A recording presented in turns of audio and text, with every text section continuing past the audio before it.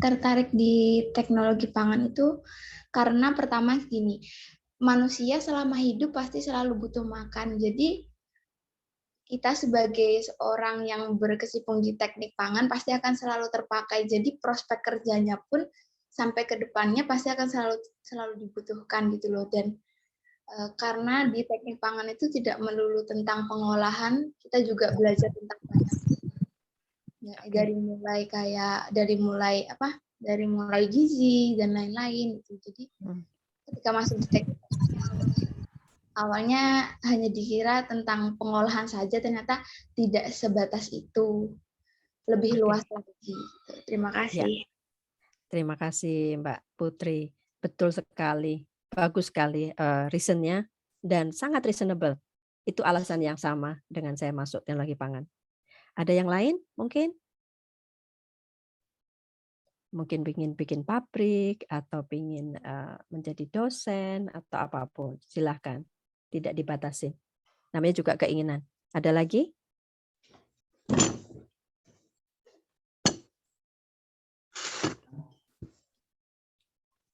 Oke, mungkin masih malu ya. Ini tahun pertama ya Pak Oni ya?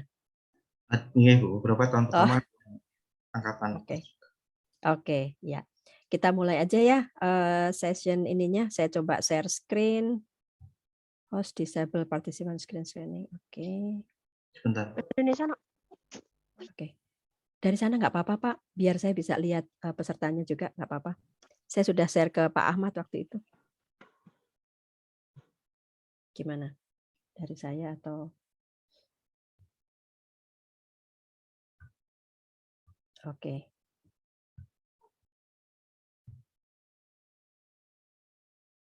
Oke. Udah lihat semua ya? Oke.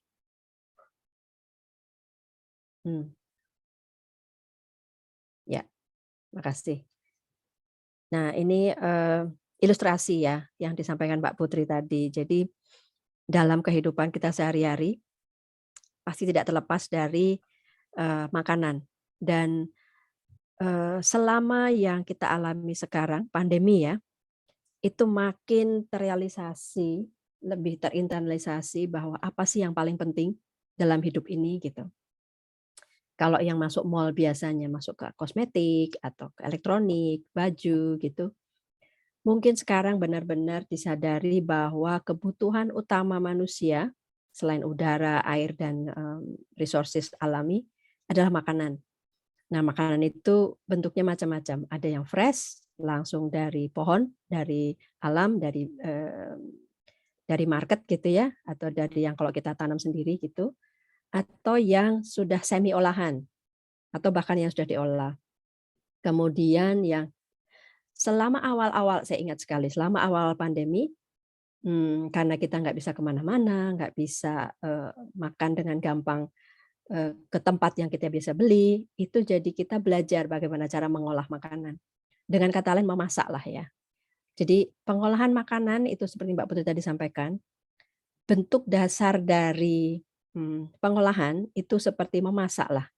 Mengolah sesuatu dari bahan baku menjadi sesuatu yang bisa dikonsumsi. Jadi mengupas itu pun sebenarnya kan juga bagian dari pengolahan gitu ya. Dan seterusnya. Kemudian teknologi yang ada itu berkembang terus, baik dari sisi pengolahan maupun dari cara penyajian, bentuk makanan atau jenisnya. Dan sekarang lebih lagi adalah cara pesannya pun berbeda-beda. Dan sudah sophisticated ya, modern.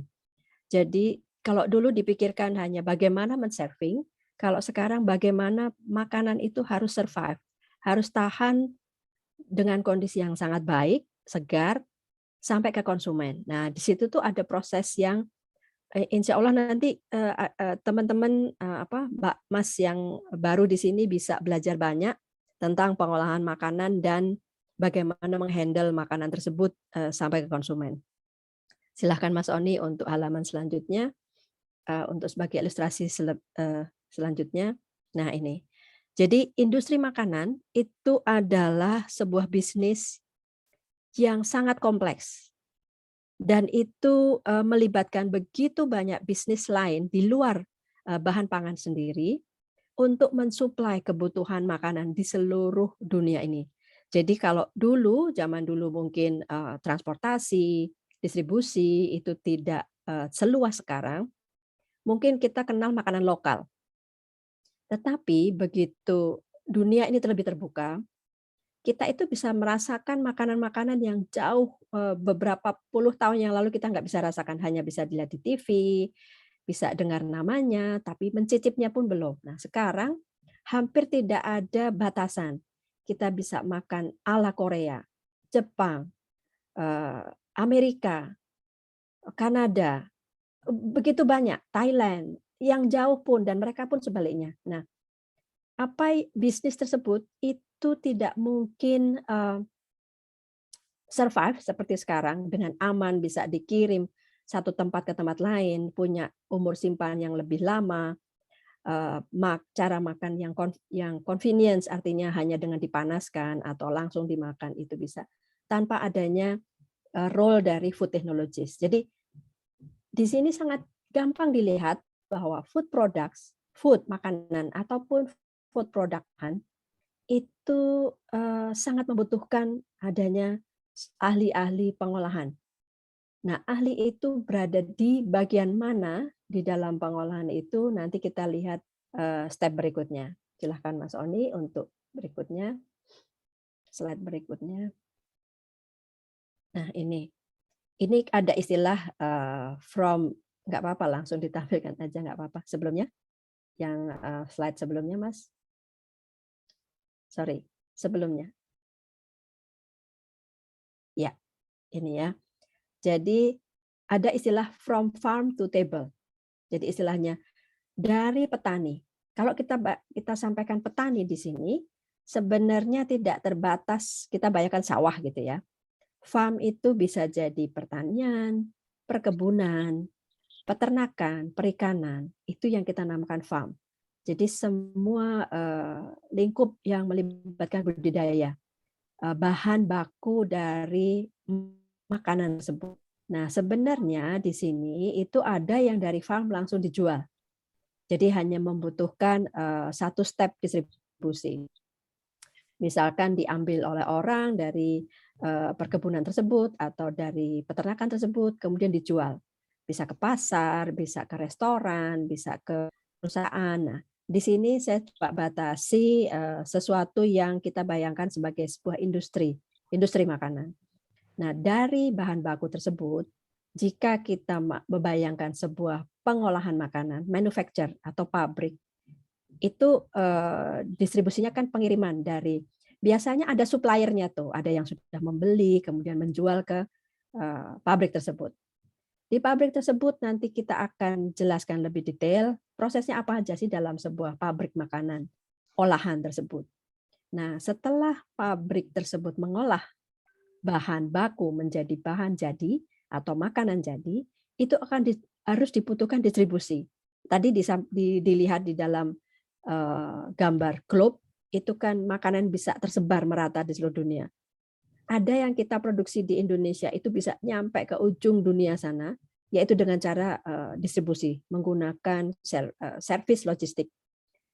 Bisa dibayangkan bahwa produk yang dibikin di luar Indonesia itu bisa aman sampai ke Indonesia, itu pasti ada persyaratannya. Nah, bisa lewat pesawat, kemudian ditahan di gudang, kemudian dari gudang kemudian keluar ke kendaraan-kendaraan yang lebih kecil, kemudian ke channel-channel distribusi yang ada gitu. Nah, persyaratan untuk produk tersebut aman dalam kondisi yang baik sampai ke konsumen akhir, bisa dibayangkan tidak sesimpel kita mengantar makanan dari katakanlah karena ini di Solo ya, dari Solo ke Jogja. Kita sudah bisa bayangkan tuh berapa jam, akan melewati apa saja, bisa pakai motor sekalipun gitu, kereta. Nah, dibayangkan kalau ini antar benua. Jadi ilmu pangan adalah termasuk memikirkan bagaimana produk yang dihasilkan itu harus aman sampai ke tujuan yang kita mau. Jadi bisa jadi pesawat, berapa lama itu pesawat, kemudian lewat masuk ke bea cukai. Biasanya ada gudangnya. Nah, gudangnya itu apakah harus dingin, apakah gudangnya harus kering, harus selalu disimpan dalam suhu pendingin atau freezer atau frozen. Jadi itu yang menyebabkan tadi disampaikan proses tersedianya makanan di seluruh dunia ini tidak segampang yang kita bayangkan. Delivery pakai GoFood, Gojek yang kita bisa hitung dalam 30 menit, kemudian kita bisa tracking. Nah, pengiriman dalam jumlah besar atau ke antar benua itu pun ada trackingnya sebenarnya. Jadi trackingnya itu dikirim kapan, nyampe di mana sekarang, kondisinya stepnya di mana, mungkin di bea cukai, bandara mana, itu ada. Nah, tetapi role kita di teknologi pengolahan makanan itu termasuk memikirkan bagaimana produk tersebut aman.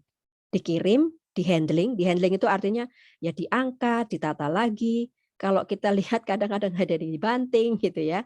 Nah, itu terpikirkan karena adanya kompleksitas di handling. Nah, sekarang kita sebagai sortnya kita dari logistik tersebut katakanlah langsung ke retail, langsung disebarkan ke convenience store atau ke supermarket. Nah, banyak juga yang dari logistik itu akan masuk ke perusahaan distribusi. Jadi perusahaan distribusi itu biasanya punya gudang yang sangat besar, kemudian nanti distribusikan ke toko atau supermarket atau wholesaler gitu. Wholesaler itu kayak apa ya? Kalau di sini sekarang mungkin Indogrosir misalkan gitu ya. Nah, itu bentuknya prosesnya stepnya macam-macam. Kompleks lagi kalau dari retail tersebut untuk sampai ke tempat kita itu kalau kita datang sendiri mengambil produk tersebut itu kita bisa membayangkan kan produknya seperti apa, kita bawa secukupnya. Nah, sekarang yang tadi kita sampaikan makanan itu didistribusikannya itu lebih lanjut dengan menggunakan fasilitas kalau sekarang online shop gitu ya. Jadi dengan jarak yang jauh sekalipun, misalkan pasti yakin mahasiswa-mahasiswi di sini sering pesan dari luar Solo atau luar Jawa gitu. Nah, hal-hal itulah yang menyebabkan kita bisa membayangkan makanan itu tidak sekedar hanya menjadikan makanan yang siap saji, tetapi adalah makanan yang aman secara food safety, artinya tidak rusak. Kemudian secara estetik itu tidak rusak, istilahnya remuk atau apa. Nah, bisa dibayangkan itu kan berpikirnya nggak cuma jadinya, tapi packagingnya seperti apa. Kemudian di situ ada labelnya, misalkan ditulis disimpan di suhu sekian, bertahan hanya 3 hari. Nah, itu menyatakan seperti itu kita akan lebih paham jika kita paham ilmu makanan itu sendiri. Karena kita lanjut ya, kita coba. Nah, jadi yang tadi kita sampaikan what will be our contribution, ilmu-ilmu tadilah yang menjaga makanan, rantai makanan di dalam proses tersebut itu mempunyai kualitas yang bertahan atau kualitas yang diharapkan oleh konsumen kita. Mungkin selanjutnya, Mas Oni, slide selanjutnya.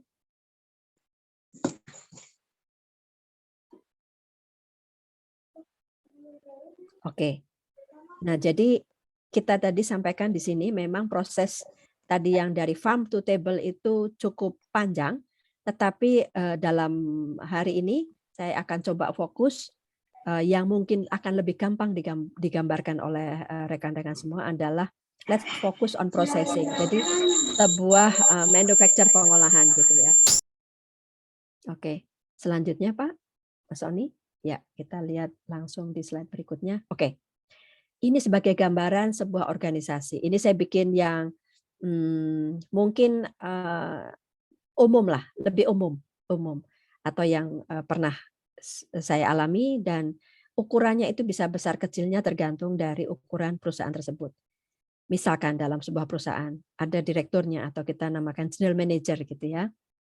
Itu biasanya akan ada pembagian operasional itu yang daily, yang setiap hari itu akan memproduksi dan sebagainya. Kemudian ada R&D, research and development, dan quality. Tadi disampaikan Mas Oni, kebetulan saya pernah di 2 posisi ini. Jadi di R&D, itu sebagian besar umur saya di karir itu di R&D. Kemudian sempat di operasionalnya tapi sebagai quality operasional. Dan selanjutnya saat ini saya di quality in design. Nah, kemudian komersial. Nanti di bawahnya kita akan lihat operasional itu biasanya mempunyai departemen apa saja. Jadi ada produksi. Misalkan kita punya perusahaan ya. Jenjang manajer itu bisa saja atau tim tersebut itu tidak berada di dalam suatu gedung yang sama. Misalnya GM dan komersial itu di kota, katakanlah di kota. Kemudian untuk pabrik itu kan cukup jarang kita lokasinya di tengah kota. Jadi lokasinya bisa di luar kota. Nah, operational, R&D, quality itu kebanyakan berada di lokasi pabrik tersebut berada. Di operasional tersebut ada produksi, kemudian ada planning. Jadi apa yang memplanning yang harus diproduksi, berapa yang harus dibeli, keinginan pasar yang disebutkan oleh sales mau minta berapa, forecast-nya berapa. Kemudian ada tim engineering. Nah, engineering itu yang menjaga mesin-mesin produksi tersebut layak dan mampu selalu dalam kondisi prima untuk menghasilkan produk yang sesuai kualitasnya.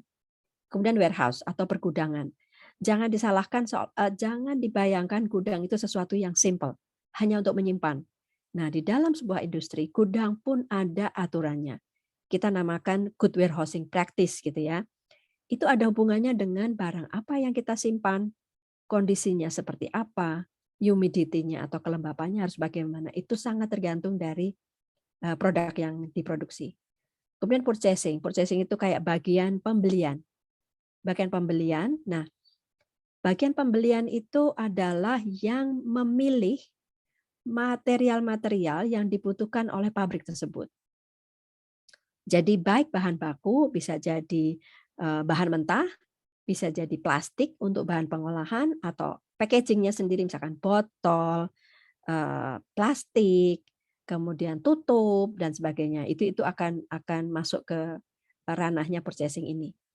Kemudian SHE, Safety, Health, and Environment. Nah, sekarang ini dalam sebuah perusahaan itu akan selalu ada tim safety. Jadi di situ safety secara pekerjaan. Jadi ada aktivitas-aktivitas yang membahayakan baik terhadap insiden ataupun kecelakaan yang menyebabkan baik luka kecil, luka besar maupun sampai ke kematian. Nah, itu ada tim yang di dalam industri tersebut biasanya mempunyai tim sendiri. Jadi untuk training, untuk kemudian melengkapi gedung-gedung atau ruangan dengan pemadam kebakaran dan sebagainya, training kebakaran itu tuh ada di situ. Terus safety act misalkan jalan hanya di pedestrian gitu tuh benar-benar ada yang ngurusin gitu. Personal. Nah, personal itu kayak human resources-nya lah. Jadi mengurusi kepegawaian. Kemudian ada quality control. Quality control itu kalau mungkin bisa dibayangkan adalah seseorang yang memastikan melakukan pengecekan dari raw material sampai produk yang akan dikirim itu sesuai dengan kualitas atau spesifikasi yang ditentukan. Nah, kemudian di sini ada R&D dan quality. Di sini biasanya dalam sebuah organisasi tergantung size-nya, tergantung ukurannya, itu bisa saja lingkupnya antara R&D dan quality itu jadi satu. Ada yang seperti itu. Ada juga yang dipisah. Karena seseorang yang ada di situ tuh biasanya punya basic education-nya. Jadi ada requirement minimum. Misalkan teknologi pangan itu kebanyakan memang berada di sini, tetapi bukan artinya tidak ada kemungkinan untuk masuk operasional maupun komersial. Jadi kalau dunianya itu makanan, dimanapun kita, kalau kita punya pengetahuan lebih dalam tentang apa yang kita produksi atau yang kita jual, itu jangan khawatir, kita bisa dimanapun di dalam posisi ini. Gitu. Nah, di dalam R&D atau quality itu ada product development. Kalau misalkan kita contohkan yang gampangnya lah mie instan atau air minum dalam kemasan. Nah, product development itu ada yang mendevelop produknya saja. Jadi bagaimana mendevelop mie-nya atau bumbunya, kemudian bagaimana mendevelop rasanya, itu product development. Begitu masuk ke packaging development, itu bagaimana memilih jenis plastiknya, memakai apakah metallized, alufoil, atau plastik, PET. Itu ada di packaging development. Tapi kebanyakan, atau saya pernah alami juga bahwa role sebagai seorang R&D dan quality itu kita bisa mencakup semuanya. Apalagi kalau size-nya industri tersebut masih belum terlalu besar, jadi pekerjaan itu dilakukan oleh satu orang. Saya pernah mengalami di awal karir, kebetulan industrinya hanya punya satu pabrik gitu ya. Nah itu tuh saya merangkap tuh semuanya. Jadi dia product development iya, packaging iya, sensor iya, quality iya. Tapi itu yang sebenarnya memberikan ilmu dasar yang kuat saat saya harus pindah ke perusahaan yang lebih besar dan role saya itu hanya satu atau dua dari yang saya sebutkan tadi. Kenapa? Jangan khawatir untuk memulai sesuatunya dari perusahaan yang ukurannya masih kecil, karena di situ kita justru belajar banyak dari semua role yang diharapkan. Saya kebetulan punya ponakan ya, ponakan saya itu lulusan TP UGM juga. Nah, sebagai tantenya, kadang-kadang orang lain tuh menyatakan kok nggak dimasukkan ke perusahaan yang besar, yang saya punya koneksi misalkan. Gitu ya. Sebenarnya saya justru menyarankan untuk dia memulai dari perusahaan yang ukurannya nggak besar, karena disitulah dia belajar semua role ini secara lengkap, karena orangnya kan terbatas. Di situ berapapun besar kecilnya ukuran, role ini akan selalu ada.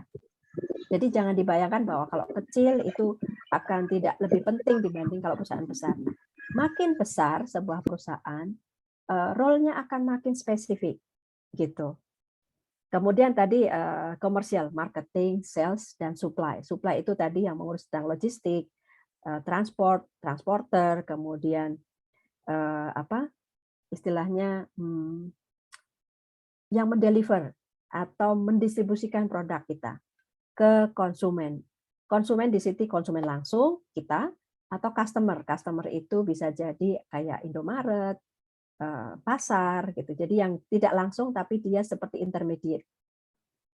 Kemudian marketing. Marketing ini juga menarik, tidak sedikit orang marketing berasal dari teknologi pangan. Karena orang tersebut itu paham sekali apa yang akan kita jual, konsepnya apa gitu. Jadi tidak terbatas. Jadi itu kurang lebihnya dalam sebuah industri role-role yang ada. Nah, sekarang kita akan masuk kita itu belajar apa dan bisa menjadi apa.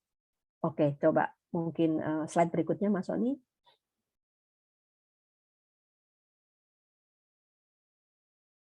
Ya, oke. Nah, ini prosesnya sebuah produk, kita di sini skopnya makanan ya, makanan dan minuman, dari desain.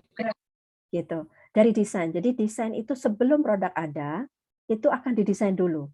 Desain itu bisa jadi dalam bentuk produknya sendiri atau makanan atau minumannya sendiri, isinya lah gitu.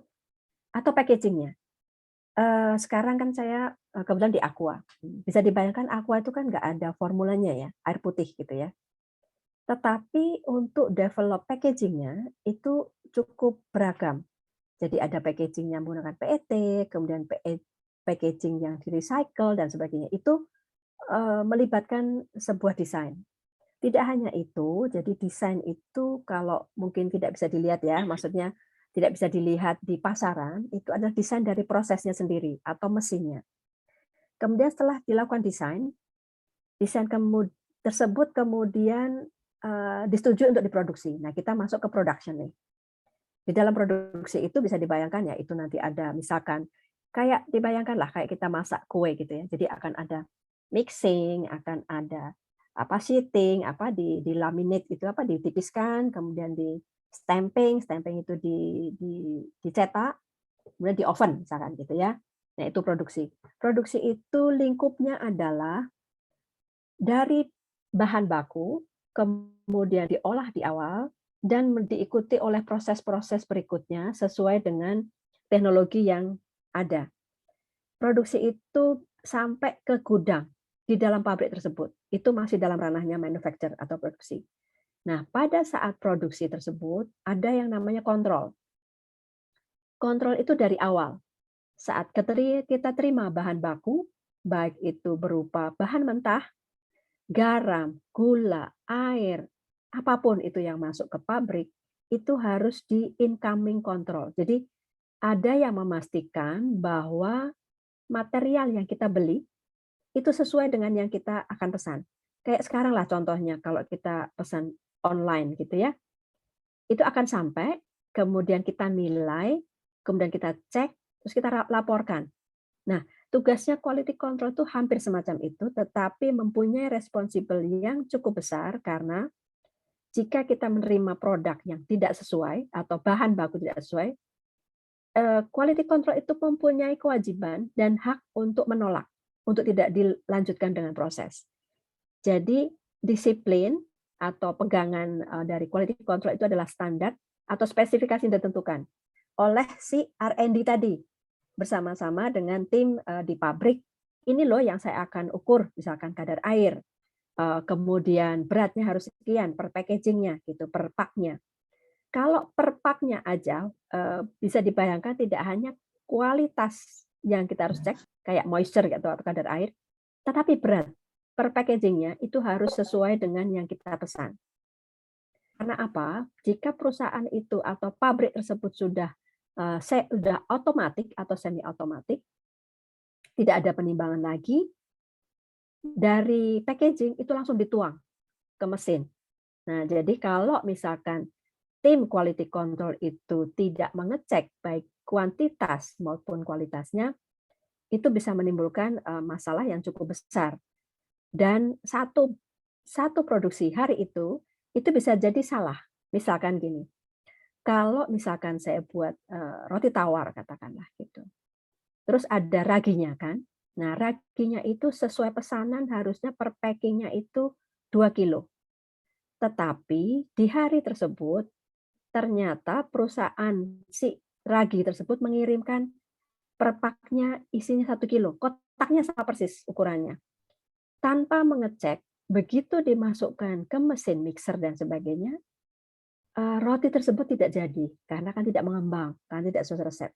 Bisa dibayangkan berapa yang kehilangan dalam hari itu. Nah, jadi kalau kita kuliah, mungkin kewajiban kita kan terhadap diri kita, terhadap dosen, orang tua, dan Tuhan, gitu ya. Jadi itu disiplin sendiri. Tetapi kalau kita sudah masuk ke lingkungan pekerjaan, apapun yang kita kerjakan itu berpengaruh terhadap seluruh organisasi. Jadi itu belajar disiplin, artinya belajar bertanggung jawab. Karena impact-nya pekerjaan kita itu akan berimpact ke ranah berikutnya. Kemudian dikontrol kan. Nah, setelah dikontrol, kemudian di-packing, dikemas. Dikemas itu bisa dikemas dalam bentuk karton, kemudian atau jerigen mungkin, atau drum. Kalau misalkan minyak, itu kan minyak goreng ada yang dalam kemasan kecil, plastik, ada yang drum. Drum itu biasanya untuk industri. Di packing itu pun dicek, dikontrol lagi. Apakah di pack-nya itu kartonnya, misalkan di dalam karton ya, karton kan suka ada lakban. Nah, apakah ini tertutup rapat? Apakah lakbannya itu nempel benar? Kartonnya itu square, artinya benar-benar kotak, atau sudah rusak? Nah, itu dicek sebelum dikirim. Karena apa? Untuk menghindari komplain. Bayangkan kalau kita mengirim karton, jumlahnya tidak cuma satu, tetapi dalam satu truk itu bisa jadi sekitar 28.000 katakanlah gitu. Nah, kalau ada satu karton saja yang tidak kotak sempurna dan dia letaknya di tengah atau di bawah, itu menyebabkan tumpukan tersebut tidak stabil kan? Itu bisa kolaps. Nah, keluar dari pabrik produknya bagus. Begitu dikemas, akan dikirim, kemasan terakhirnya itu tidak bagus, sampai di konsumen itu bisa jadi rusak. Nah, itu balik lagi ke pabrik, dikomplain, kita harus bayar. Entah penalti, entah. Jadi bayar kerugian. Nah, hal-hal seperti itu yang membuat kita jadi aware bahwa dalam skop ini tidak ada hanya satu role yang penting. Semuanya penting. Jadi kalau kita ngomong bagian gudang ngeliatin karton, jangan salah, itu tuh penting sekali karena itulah yang menentukan kualitas distribusi produk tersebut. Nah, ini di luar ya, mungkin role-nya begitu ada barang, ada marketing dan sales. Jadi mereka yang mempromosikan, mengenalkan produk tersebut ke konsumen atau calon konsumen. Kurang lebih prosesnya itu. Nah, sekarang kita masuk lebih detail lagi, Mas Oni, ke detail dari role. Nah, ini tadi Bu Tina dan Bu Nani menyampaikan. Kita itu ingin tahu sebenarnya kalau mahasiswa belajar di jurusan teknologi pangan, mata kuliah apa sih yang bisa kita pakai gitu. Jadi tentu saja kalau desain itu ada ilmu dasar. Ilmu dasar itu semuanya. Kimia, biologi, fisika, kimia itu ilmu dasar. Matematika ilmu dasar. Statistik itu mungkin untuk universitas itu ilmu dasar. Nah, ini yang dibutuhkan saat kita melakukan desain. Jadi tidak hanya yang berupa fisik, tetapi yang berupa pendukung. Jadi regulasi. Bu Tina atau Bu Nani, saya ingin tanya nih, regulasi itu nanti ada dikenalkan juga nggak di dalam mata pelajaran atau mata kuliah? Ada regulasi pangan, Mbak. Ya, nah Ada, betul. ada. Ya kan? Nah, regulasi pangan itu kan macam-macam. Ada yang skalanya internasional, ada secara lokal, Indonesia. Nah, ini penting. Jadi seolah-olah itu hanya berupa paper. Kata-katanya banyak, klausulnya banyak. Tetapi itu adalah persyaratan mandatori. Saat kita mengeluarkan produk, yang harus dipenuhi adalah selain food safety atau keamanan pangan, itu adalah keamanan pangan secara regulasi. Jadi jangan anggap bahwa regulasi itu nanti kan ada bukunya. Oh iya, tetapi kita harus tahu di bagian mana kita harus mencari. Misalkan kita ada tambahan pangan, katakanlah pengawet. Pengawet itu tidak haram sebenarnya, karena ada aturannya. Jadi kalau orang bilang pengawet tidak bagus, sekarang kita bayangkan kalau produk tersebut harus didistribusikan dalam jangka waktu tertentu, kemudian didisplay, dan diharapkan konsumen di semua wilayah bisa mengkonsumsi dengan aman. Term bahwa pengawet tidak bagus itu mungkin kurang tepat karena jika tidak ada pengawetnya, justru bahan itu sebelum dikonsumsi bisa jadi rusak. Nah, jadi bagus atau tidak bagus itu pilihan ya, tetapi dalam sebuah proses pengolahan itu disesuaikan dengan tujuannya. Jadi kalau kita lihat, memang kalau ditanya, Bu, yang paling bagus itu makanan yang ada preservatif atau nggak ada preservatifnya? Tergantung. Makanan yang paling sehat itu adalah makanan yang paling dekat dengan sumbernya. Sehat ya dalam artian, tapi tentu saja sudah dimasak ya, jadi bebas dari mikro. Tetapi kalau tujuannya adalah industri yang akan disebarkan meluas sampai ke Irian, sampai ke Kalimantan, bisa dibayangkan berapa lama produk tersebut harus ditransportasikan. Jadi ada beberapa hal untuk mengawetkan. Bisa jadi pakai preservatif, bisa jadi pakai packagingnya tipenya, vakum dan sebagainya. Itu nanti pilihan dari desain tersebut. Kemudian sensori. Selama yang memakan atau meminum produk kita adalah manusia, manusia itu punya keinginan sesuatu yang enak, sesuatu yang memuaskan, sesuatu yang menyegarkan.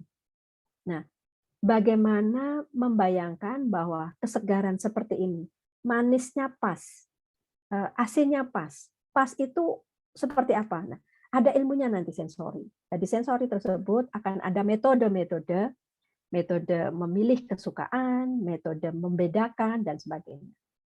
Teknologi perisa itu flavor ya, mungkin perisa. Jadi kayak ada minuman, belum tentu ada barangnya.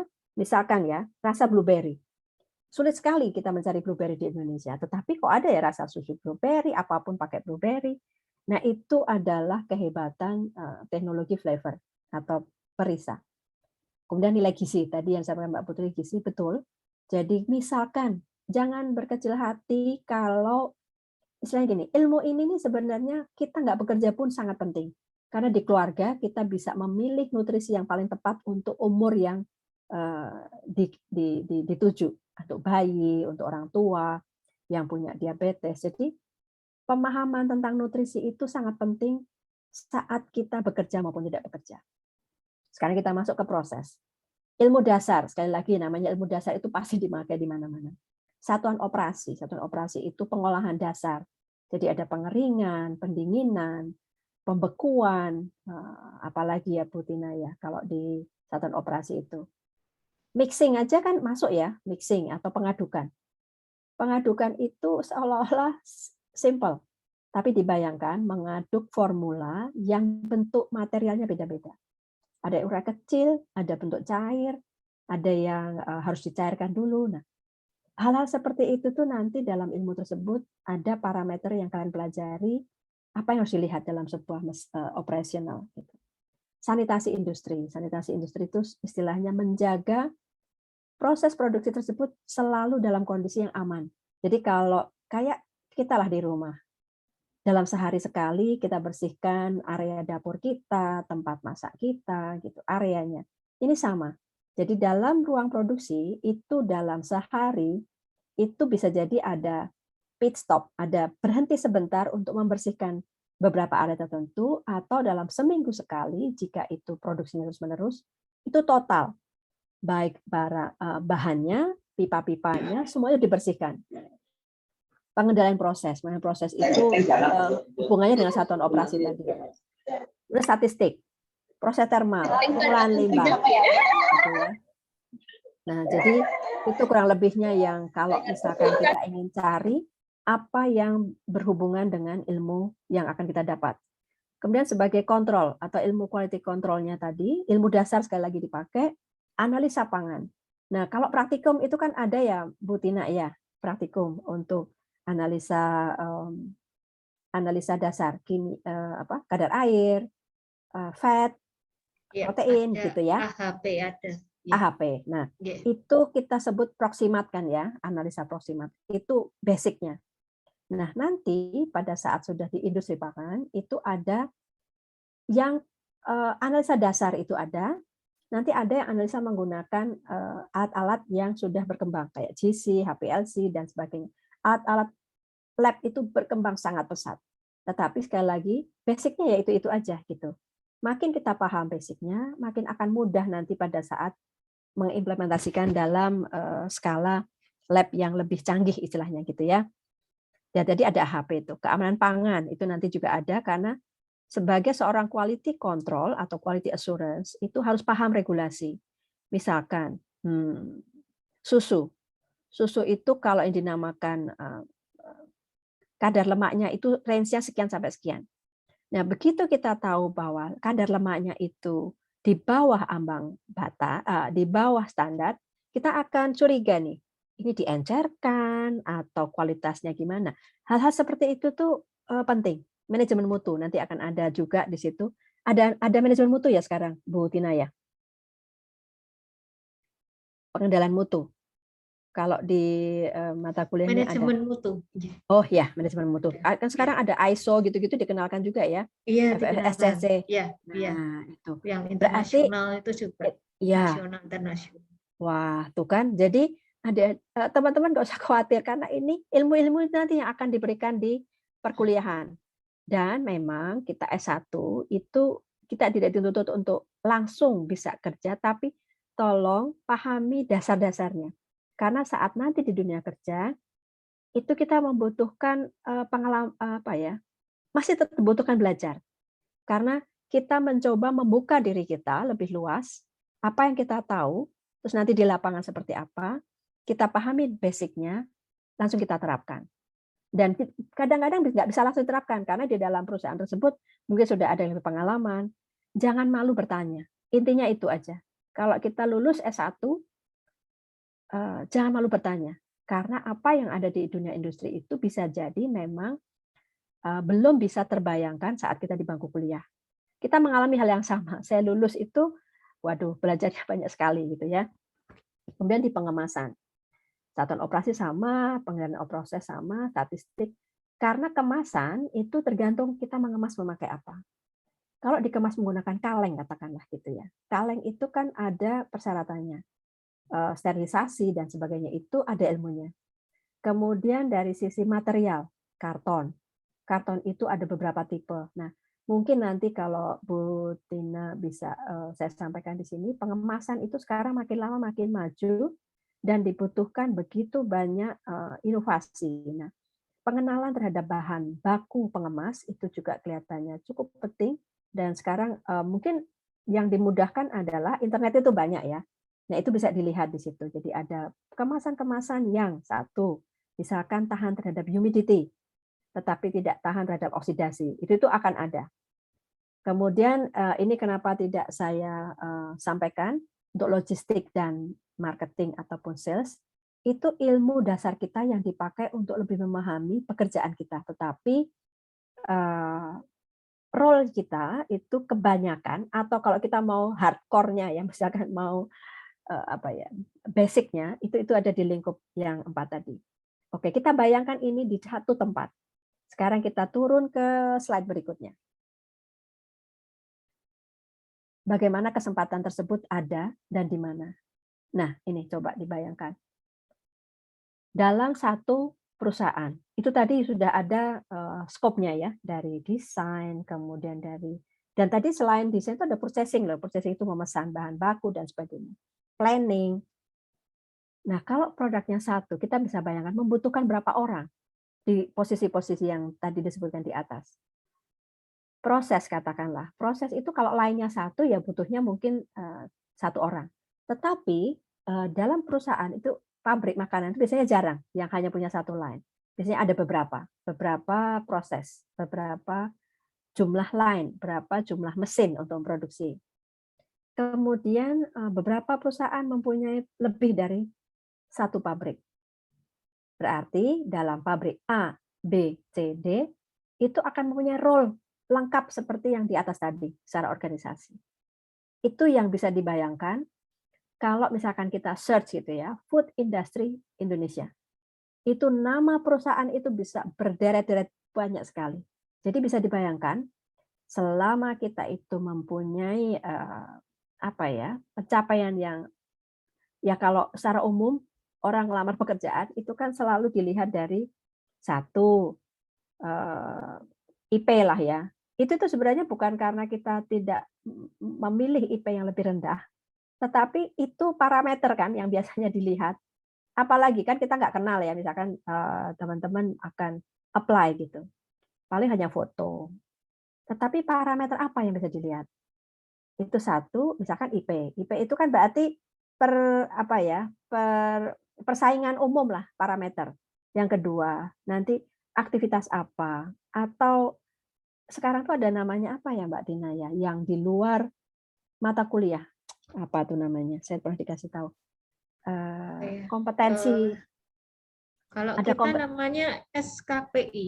Jadi apa surat itu? keterangan pendamping ijazah itu bisa dari pelatihan atau sebagai Nah, asisten dosen atau betul, asisten betul. praktikum, Ya, ya. pelatihan-pelatihan seperti itu. Baik di Atau menang lomba apa gitu kan? ya, ya itu masuk di Ya, situ. betul. Ya, Pernah nah, betul. Nah, kompetisi kompetisi. seperti Oke. ya. Oke. Ya, jadi hal-hal seperti itu yang pilihan untuk nanti ini saya sampaikan kan karena saya bekerja di sebuah perusahaan ya. Tetapi tidak menutup kemungkinan dengan memahami semua ilmu dasar itu teman-teman bisa membuka usaha sendiri. Jangan khawatir karena sekarang itu dengan teknologi, dengan terbukanya global competition itu mempunyai bisnis sendiri itu sekarang di millennials itu sangat-sangat besar. Orang bilang startup gitu ya. Itu yang nggak ada di masa saya gitu. Jadi jalur yang seperti yang sekarang saya lakukan adalah jalur yang umum saat itu karena belum ada itu namanya startup. Jadi jangan khawatir, pekerjaan itu bisa di mana saja. Tetapi jika kita menyukai apa yang kita pelajari, itu akan lebih gampang saat kita akan mengimplementasi. Coba, ini masih ada nggak ya Mas Oni setelahnya ini? Kayaknya sih udah habis kali ya. Coba. Nah, ini tadi kalau saya bayangkan itu di Indonesia tadi yang slide sebelumnya. Nah sekarang kebetulan saya tadi disampaikan Mas Oni kan saya sudah terlibat di 2 multinational company gitu ya. pabrik itu tidak hanya di negara saat kita tinggal. Jadi pabrik tersebut atau perusahaan tersebut mempunyai pabrik di beberapa negara. Dan itu ada koneksinya, ada kesempatannya. Jadi kalau multinasional itu biasanya kita akan best practice benchmark. Misalkan saya mau membuat produk yang dengan teknologi ini. Oh, yang punya negara Cina. Ya kita sampai visit ke sana. Gitu. Jadi opportunity itu ada selama kita bisa menunjukkan kemampuan kita, menunjukkan kalau di dunia kerja itu tidak hanya IQ atau kepintaran, tapi EQ. Jadi bagaimana kita bersosialisasi, jadi berorganisasi selama kuliah itu sangat disarankan.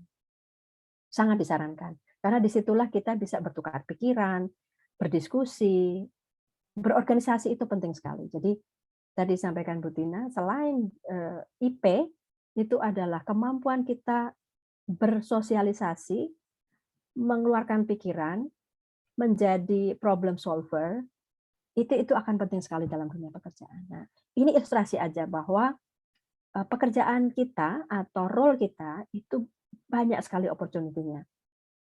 Sekali lagi, yang namanya kesempatan itu kan ada juga rezeki ya.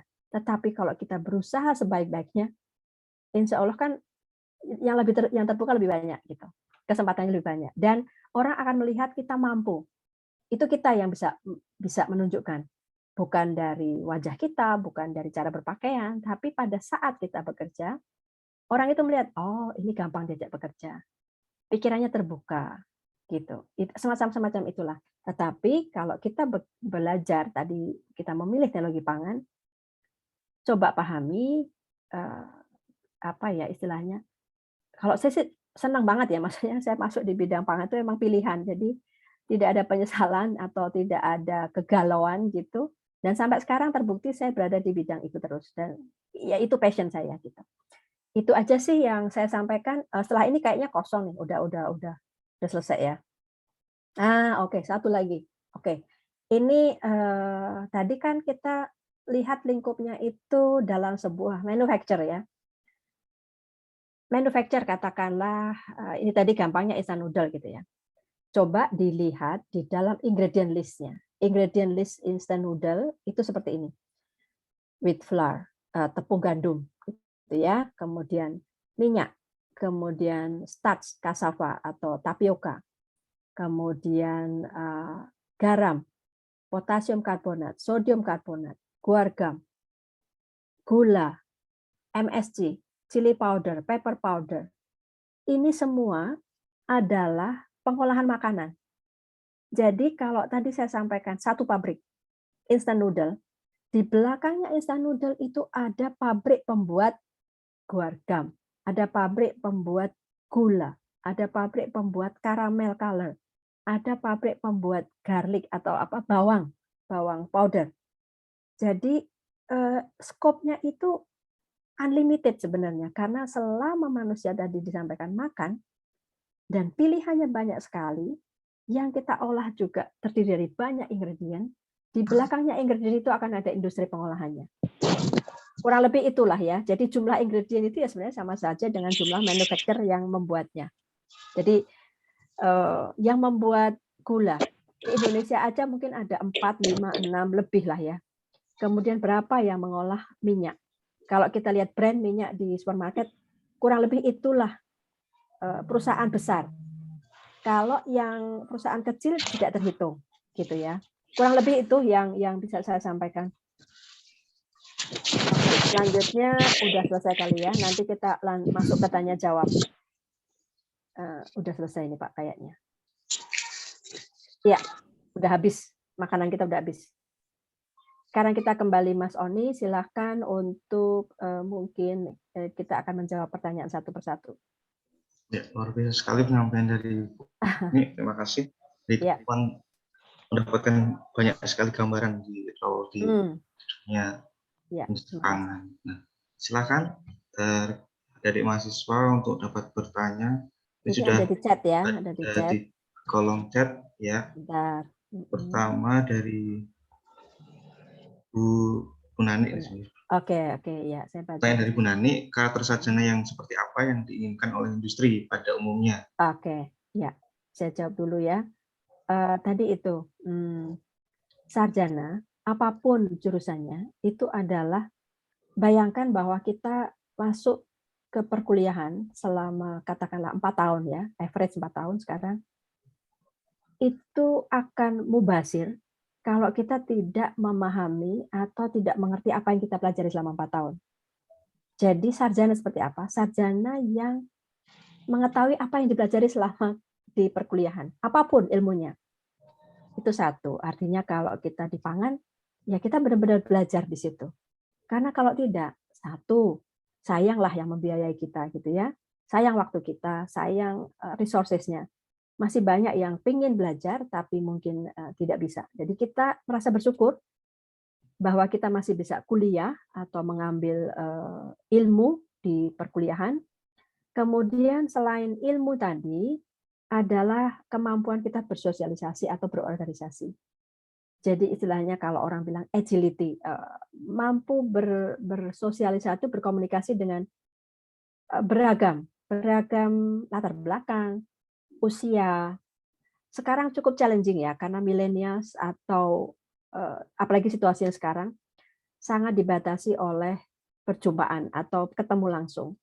Tetapi tidak artinya kita terbatas di situ, karena teknologi juga membantu untuk mengikuti berbagai macam organisasi atau kegiatan, baik sosial maupun non-sosial atau teknikal, itu melewati online katakanlah gitu. Tapi kenapa berorganisasi penting? Di situ kita dilatih untuk melihat permasalahan secara global. Ada dari sisi human-nya, dari sisi manusianya, ada permasalahan itu sendiri, ada dari masalah kedisiplinan atau waktu gitu Bu. Jadi soft skill dan hard skill lah. Kalau hard skill itu kan di perkuliahan. Dan sekarang sangat dimudahkan untuk mencari sumber-sumber di luar pustaka. Banyak sekali, tetapi tentu saja dilihat yang relevan atau bukan hoax gitu ya. Jangan yang nggak bisa disalahkan. Sekarang informasi itu sangat banyak sampai kadang mungkin kita sendiri bingung dicari mana yang benar, tetapi kalau ilmu itu biasanya akan punya saduran ya, ada kata-katanya, misalkan diambil dari jurnal apa atau diambil dari majalah apa, nah itu ambillah sesuatu yang informasi. Jadi sarjana seperti apa yang terbuka pikirannya, karena masa sekarang ini multi skill, jadi tidak hanya ilmu tetapi cara presentasi aja. Mungkin saya kalah jauh lah dengan mbak-mbak dan mas-mas yang ada di sini. Bagaimana cara menampilkan dirinya dengan cara presentasi itu sekarang kayaknya sangat dibutuhkan gitu. Seperti itu kurang lebih Bu Nani. Jadi ada soft skill, hard skill. Tentu saja kita sopan santun ya. Sopan santun itu kelihatannya sepele, tapi sopan santun bersosialisasi itu tetap masih penting gitu ya. Seperti itu ya Bu. Ya. Kemudian oke, bisa resend chat. Oke, ada dari Mas Eko. Ini yang masih bisa saya baca ya. Iya. Dalam suatu pabrik pengolahan pangan itu ada pengendalian mutu dan keamanan pangan atau misalnya disebutnya GMP ya. Di farm juga ada pengendalian mutu dan keamanan pangan juga jika ada contoh pengendalian mutu dan keamanan pangan suatu farm. Farm ya. Farm. Oke. Nah, good manufacturing practice itu sebenarnya basic hygiene ya. Kalau kita bayangkan sebelum ada ISO lah, sebelum ada FSSC, sebelum ada sertifikasi yang lain, sebenarnya kebersihan dasar itu tuh saya kurang tahu yang di farm ya, karena kan saya di industrinya industri pengolahan. Nah kalau di farm itu saya yakin ada, karena kan ada sertifikasinya. Misalkan gini, saya kurang tahu persisnya sertifikasi apa, tapi kalau misalkan kita akan memproduksi bahan baku organik, itu persyaratannya banyak sekali, gitu. Nah, saya yakin ada, cuman karena saya tidak langsung di bagian farm atau perikanan, peternakan dan sebagainya, saya kurang tahu. Tetapi di masa sekarang itu biasanya akan ada pengendaliannya, dan perusahaan-perusahaan besar itu kadang-kadang memberikan edukasi untuk menanam, misalkan menanam kedelai seperti apa. Kayak ini sekarang yang lagi ngetren kan kopi ya. Jadi kopi itu dipanennya dalam masa berapa, kemudian dilihat kopinya harus bagaimana. Saya kurang tahu Bu Tina, di hortikultur nanti di situ ada nggak Bu di ada mata kuliahnya nggak Bu di hortikultur atau tanaman? Sepertinya kalau ada ya kayak Kebunan, standar mutu seperti itu pasti ada sih. Betul ya. Iya, Dan tapi untuk detailnya kita juga lebih banyak ke pengolahan proses. pengolahan, Iya, jadi kurang bisa juga, tapi tetap ya. ada ya Pak One ya, Betul. di kayak di farm itu juga pasti ada. Ada, ya. Jadi kalau kita mungkin lebih mundur ke alam budidaya, yaitu nanti budidaya itu yang standar. Karena kan masing-masing tanaman juga ada standarnya sendiri, ikan, kualitas air. Saya yakin ada, cuman terus terang saya kurang tahu ya Mas Eko ya. Jadi saya yakin ada, karena kualitas atau mutu dari bahan baku itu akan menentukan apakah bahan baku tersebut akan dipilih oleh industri atau oleh konsumen berikutnya. Karena di industri makanan kita kan dituntut the best quality of material will produce the best quality of food, gitu ya, kurang lebih seperti itulah. Ya kayak kita lah ke pasar, kita pasti milih yang bagus kan. Nah bagus itu kriterianya apa? Nah itu seperti itu kurang lebihnya. Tapi sertifikasinya apa saya kurang tahu. Itu kalau di pabrik-pabrik mahasiswa yang kerja praktek itu juga kita juga tuntut. Kalau bahan baku, bahan mentah misalnya ikan, kalau masuk ke pabrik itu standar mutunya yang bagaimana, standar pabriknya yang seperti apa, itu juga ya, betul. pasti ada juga. Betul. Misalnya kalau dibuat QC raw material itu dari TP. Kenapa? Raw-nya dari TP. Kalau QC untuk bahan baku. Bahan baku. Ada, TP ada. Jadi kayak saya kurang tahu ya kalau mata kuliah, cuman seingat saya dulu kayak misalkan daging, waktu kita kuliah ya Bu Tina di S1, itu kalau daging itu seperti apa, rigor mortis dan sebagainya itu ada. Jadi kualitas bahan baku lah. Kalau ikan yang segar itu seperti apa? Apakah sisiknya berlendir atau basic sekali, tapi basic ya. Karena begitu kita masuk ke industri tersebut biasanya sudah punya dan informasi yang menyatakan ikan segar itu seperti apa itu kan sekarang kita bisa cari ya, Tapi beratnya berapa, ukurannya berapa, itu nanti industri tersebut yang akan menentukan tergantung jenis mesinnya. Gitu sih Mas. Spesifikasinya. Itu juga ada yang industri di mana itu Bandeng Presto Juono itu sampai bawa kompor ke apa namanya supplier kita coba digoreng gitu bau tanah apa enggak seperti itu kalau lihat di kerja prakteknya mahasiswa seperti itu juga dilihat kualitas apa namanya kemarin ada kesegarannya di kepiting itu juga dari dagingnya itu juga dilihat seperti apa kesegarannya, jadi sudah sampai seperti itu juga. Betul, cuma kita belum tahu pasti apakah ada standar yang internasional, tapi kebanyakan yang sertifikasi kebanyakan itu dari pihak pabrik, mungkin dari pihak pabrik sendiri untuk menentukan itu juga ada standarnya, cuma kita tidak diberitahu itu dari mananya. Tapi tetap ada seperti itu. Kebetulan kalau yang saya mungkin bisa bayangkan ya, saya pernah bekerja ini pada saat mencari katakanlah daun teh gitu ya.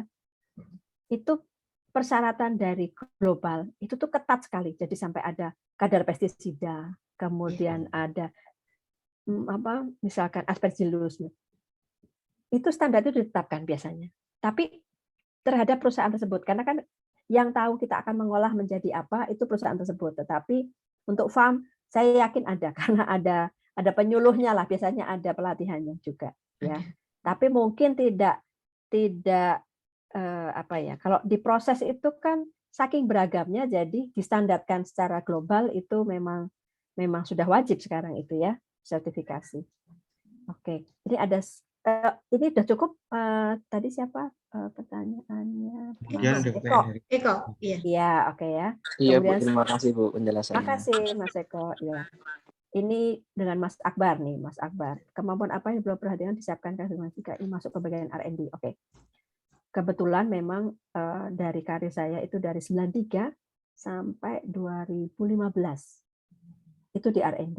Jadi R&D itu dituntut terbuka pikirannya, banyak melihat, karena kan research and development itu kan ada sisi inovasi ya. Jadi kita dituntut untuk kaya dalam artian kaya melihat banyak hal.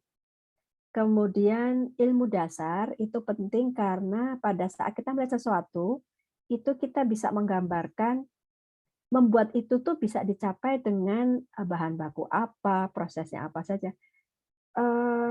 Sebenarnya kalau saya bayangkan ya, sekarang mahasiswa itu membayangkan kalau mau kerja, itu langsung R&D karena jalur yang dialami oleh mahasiswa dari awal, nanti terakhirnya kan skripsi. Skripsi kan masuk lab. Biasanya begitu ya. Nah, masuk lab tuh bayangannya ya pekerjaannya ya seperti inilah gitu. Memang kebetulan saya di R&D karena memang saya suka gitu. Tapi bukan artinya kalau lulus hanya jadi R&D. Tadi kan banyak sekali kemungkinannya gitu. Kalau yang outgoing person suka ketemu dengan banyak orang. Purchasing, kemudian produksi, itu ketemu dengan banyak orang. Kalau R&D kayak saya itu kan di lab development, kemudian baru ke pabrik saat kita makan trial dan sebagainya gitu. Tapi saya senang karena apa? Saya senang dengan bahan baku. Yang tertantang itu misalkan, saya cerita sedikit ya. Bidang yang saya tekuni itu kan kalau tadi dari CV, Kobelina itu tepung bumbu. Tepung bumbu itu macam-macam kan, campurannya macam-macam, dan tadi mixing membuat tepung, misalkan tepung Kentucky lah. Mixing itu sangat penting karena bisa dibayangkan satu pak dengan yang pak yang lain itu nggak boleh berbeda loh rasanya. Nah, step-stepnya mixing itu kan penting. Bayangkan itu ada garam, gula, bawang putih, bawang merah, lada, apapun lah di situ, pala. Kalau mixingnya nggak benar, saya dikomplain habis-habisan dong. Yang konsumen sana bilang ini keasinan, yang komplain sana kebanyakan garam, kebanyakan lada. Nah, ilmu-ilmu itu tuh ilmu dasar sebenarnya, mixing.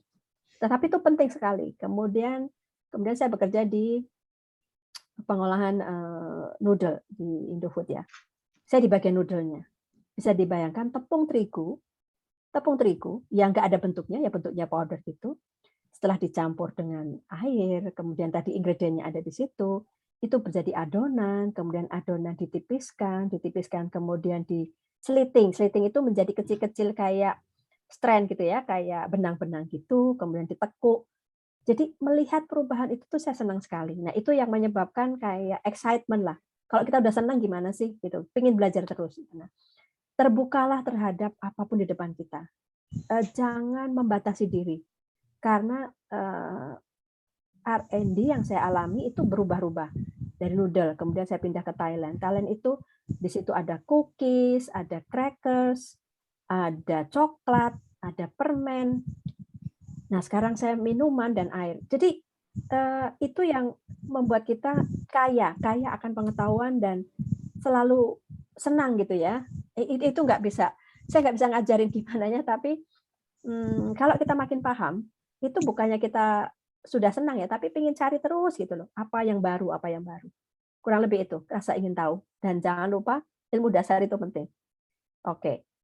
Kurang lebih itu ya Mas Akbar. Silahkan kalau ada yang tanyakan lagi. Sekarang Mbak Vivi. Skill tambahan apa yang oke. Wow, iya ini. Bahasa asing, bahasa Inggris itu sekarang sudah jangan ditanya, ya itu wajib sekali itu. Bukan karena kita berkomunikasi dalam bahasa Inggris aja ya, tetapi materi atau informasi itu kan sekarang global itu kan membutuhkan pemahaman bahasa Inggris ya. Jadi film sekarang itu media itu banyak sekali buat kita untuk latihan. Ada apa itu namanya aplikasi yang di HP yang kita bisa belajar Duolingo misalkan gitu, nggak usah bayar mahal. Atau lihat film, kemudian mendengarkan lagu. Bahasa Inggris itu wajib ain kalau di dalam industri dalam dunia kerja. Karena sekarang gini. Oke. Tadi yang saya sampaikan terbuka. Terbuka itu dalam artian tidak hanya dalam ilmunya ya, tetapi memperbanyak kemampuan kita. Saya ceritakan sedikit pengalaman di luar teknikal. Jadi tadi disampaikan saya berada di Indonesia sampai tahun 2000. Kemudian 2000 sampai 2002 saya ada di Filipina. Nah, Filipina itu kan bahasanya Tagalog dan hampir semuanya 99% mereka bisa bahasa Inggris. Kalau saya nggak bisa bahasa Inggris, apa yang harus saya lakukan di sana? Kan nggak mungkin, gitu ya. Jadi awalnya saya pakai bahasa Inggris dulu. Nah, di situ ternyata untuk teman-teman di pabrik, mereka bisa memahami bahasa Inggris tapi nggak terbuka karena mereka biasa bahasa Tagalog. Dalam waktu 2 tahun, dalam waktu 6 bulan, saya benar-benar belajar itu bahasa Tagalog. Jadi pada saat meeting dengan teman atau masuk ke pabrik, saya sudah nggak perlu pakai bahasa Inggris lagi. Nah, itu bahasa Inggris saya sebagai basic-nya kan. Tetapi untuk mempelajari bahasa selanjutnya, bahasa Tagalog, saya menghadapi itu sebagai tantangan dan saya senang. Sampai sekarang saya masih bisa bahasa itu dan masih bisa komunikasi dengan teman-teman yang di Filipina. Itu kan kelebihan kita atau benefit kita berada di sebuah negara yang bahasanya baru.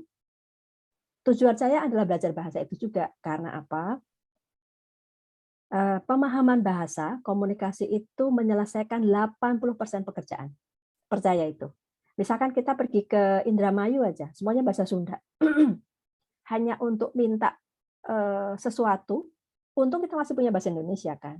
Nah, jadi bahasa di negara kita bahasa Indonesia itu wajib.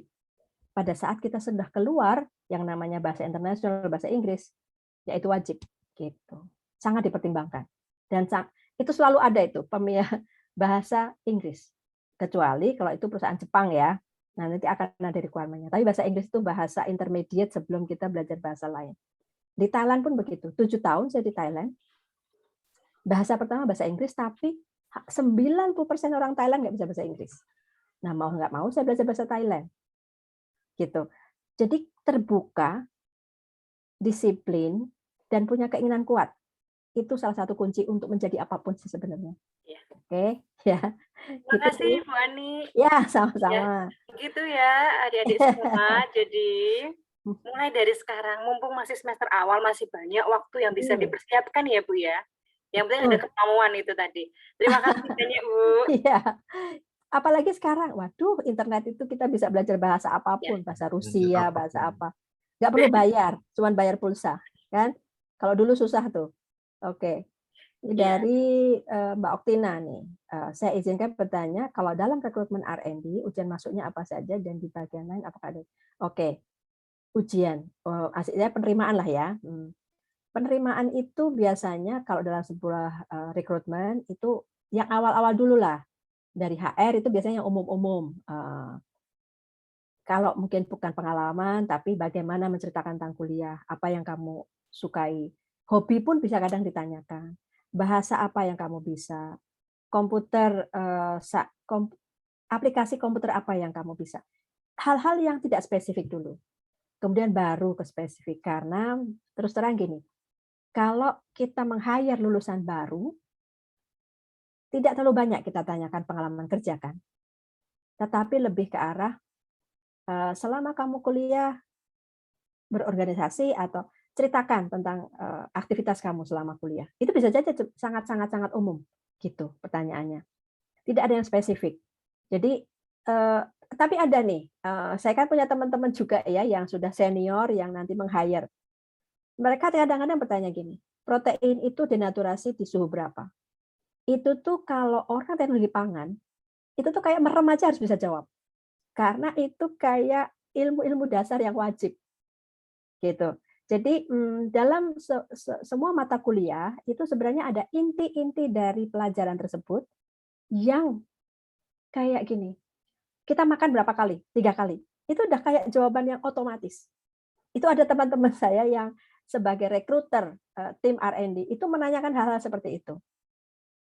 Gitu sih Mbak Tina, Bu Nani. Jadi ilmu-ilmu, misalkan ilmu pangan, mungkin bisa diingatkan selalu sifat-sifat dari material, entah protein, entah karbohidrat, ada maillard gitu. Itu ilmu dasar yang akan dialami atau dijumpai di pengolahan apapun. Apapun. apapun gitu. Jadi kalau kayak boiling point lah, boiling point itu suhu berapa di berapa tekanan. Itu sifat dasar alami dari semua material gitu. Terus kalau karbohidrat atau gula dipanaskan menjadi karamel, proses karamelisasi. Kayak misalkan nih, mungkin latihannya saat kita di rumah gitu, melihat makanan, terus diolah, ada berubah di situ. Carilah, sekarang di Google banyak, kenapa saat saya masak telur, saya campur ini menjadi begini. Atau yang mungkin memasak gini, kayak pati ya, pati itu kenapa di dalam resep selalu dikatakan encerkan dulu dengan air dingin, jangan langsung masuk. Nah itu ada ilmunya, karena pati tersebut itu saat dipanaskan langsung dia akan menyerap air sangat cepat, menggumpal. Nah nanti kalau menggumpal terjadi gelatisasi, itu kan nggak bisa diaduk. Kayak kita bikin sup krim gitu ya. Pasti tapiokanya di situ resepnya encerkan tapioka dengan air dingin, encerkan dulu. Nah itu kalau kita nggak punya ilmu pangannya, ngikut aja tanpa tahu kenapa gitu. Bisa jadi lupa. Udah langsung masukkan aja. Yang jadilah supnya. Nanti jadi ini cilok gitu.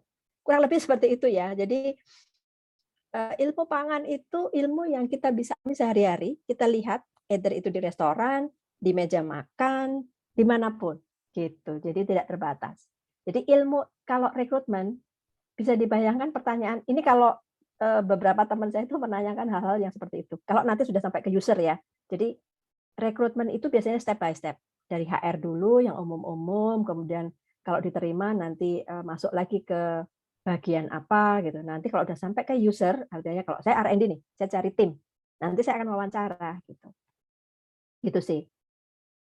Jadi ya untung-untungan kan kalian ketemu dengan orang seperti apa, tapi basic dari ilmu itu kalau bisa nyantel deh kayak orang ditanya matahari itu terbit dari sebelah mana? Timur gitu. Itu kayak barang-barang wajib yang harus kita tahu. Gitu. Oke, siapa lagi nih? Selanjutnya ada Lutfi Erlin. Dari Erlin, ya Mbak Erlin. Memiliki kepekaan sensori, oke. Nah, ini tentang kemampuan sensori itu kan tidak bisa dipaksakan ya. Jadi saya ceritakan sedikit bagaimana kita memilih panelis di pabrik katakanlah gitu. Tidak selalu R&D itu mempunyai kemampuan seperti ini. Itu terus terang ya. Kan R&D itu ada kemampuan untuk mengolah. Tetapi untuk membedakan rasa atau limit asin level berapa itu bisa jadi tidak peka sehingga kita membutuhkan bantuan orang lain. Nah, bantuan orang lain itu biasanya kita men-screening. Jadi ada levelnya tuh screening. Katakanlah dalam satu pabrik saya akan men-screen 100 orang yang bisa benar-benar levelnya tinggi dan bisa kita bayangkan sebagai panelis terlatih, itu bisa jadi cuma 15 orang. Karena apa? Karena kemampuan sensori itu bawaan ya, tidak ditentukan oleh jabatan, tidak ditentukan oleh umur. Tapi kebiasaan makan, misalkan dia perokok, atau suka makanan pedas, atau dia sedang hamil, atau dia sedang flu, itu tidak bisa melakukan sensori. Jadi sensori itu bisa dilatih, jadi ada latihannya, tetapi ada latihan atau screening dasar. Jadi misalkan saya sebagai orang yang mencari panelis, itu awalnya saya cuma bikin larutan garam, gula, kemudian kalau pahit itu kafein, katakanlah gitu, kemudian asam, bisa jadi pakai citric acid gitu, level-level tertentu. Dasar dulu. Nanti ditulis yang rasa asin nomor berapa. Kalau itu aja nggak bisa, ya nggak bisa masuk gitu. Sesimpel itu. Nanti makin tinggi screeningnya adalah saya sediakan garam dengan berbeda konsentrasi. Tolong urutkan kadar keasinan. Kalau itu salah, lewat, udah nggak keterima gitu. Nah, itu adalah kemampuan pribadi dan itu tidak berdasarkan jabatan. Nah, kalau kita sebagai R&D, sebenarnya kalau saya sendiri sebagai R&D, saya terang cukup peka terhadap rasa tertentu dan ada peraturannya waktu itu di semua perusahaan. Kalau R&D satu tidak boleh pakai make up atau parfum. Jadi kita benar-benar senetral mungkin. Jadi kalau orang senang dandan, masuk R&D akan susah karena hanya bisa dandan sebelum masuk kantor, masuk lab harus dilepas semua itu. Karena kita tidak mau mengintervensi apa yang sedang kita kerjakan. Itu peraturan itu di 2 perusahaan saya yang terakhir. R&D itu selalu tidak diperbolehkan menggunakan parfum ataupun make up. Gitu. Jadi untuk menghindari interference rasa atau aroma. Tetapi kepekaan itu memang kalau kepekaan yang dalam itu harus pakai screening. Gitu sih kurang lebihnya ya. Jadi ada latihannya kok. Gitu. Nah, kebiasaan-kebiasaan makan kita itu juga mempengaruhi seberapa kuat kita bisa mendeteksi. Kalau senang pedas banget kadang-kadang cukup sulit, tapi bukan artinya nggak mungkin. Gitu. Oke, dari Bu Nani nih. Saya kan kalau kerja masih suka dengan lagu-lagu bahasa Inggris. Oke, ini ngopeni kemampuan. Betul. Iya. Ini ada yang raise hand, Bu. Ada yang present. Raise hand. Silakan Mas Dion. Silakan. Dion. Ya, silakan Mas Dion. Menyampaikan pertanyaannya. Open mic aja. Halo Dion. Silakan Dion. Silakan. Sorry. Oh, mic-nya nggak bisa. Aja, dicat aja, dicat aja. Oke, dicat aja. Ya, Mas Gideon. Jadi ini ada pesan dari Bu Nani, ayo untuk adik-adik mahasiswa mulai menyusun strategi untuk menghadapi persaingan di industri pangan, terutama untuk meningkatkan kemampuan berbahasa Inggrisnya. Betul. Karena ya, memang ilmu itu gampang sekali ya. Banyak kan kalau yang top memang dari luar ya, jurnal-jurnal dari luar seperti itu ya. Betul, iya, gitu. Kalau Mbak Tina ingat ya, waktu kita di S2,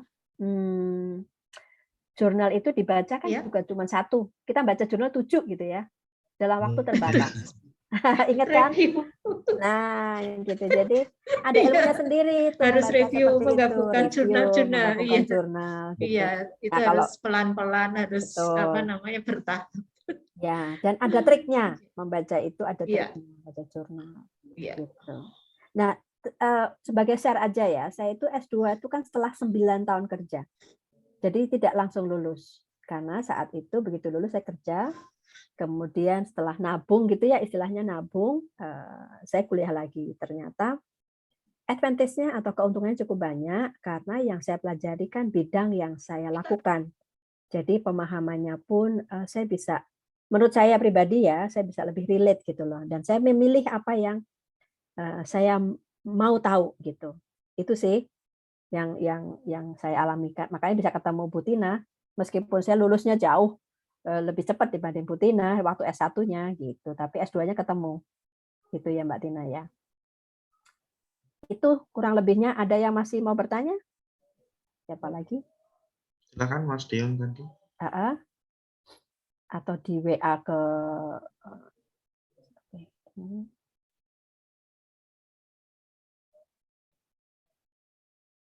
ada, masih ada. Boleh bertanya apapun, ada hubungannya dengan ini sudah. Ya, pelabelan halal. Oke. Pelabelan halal.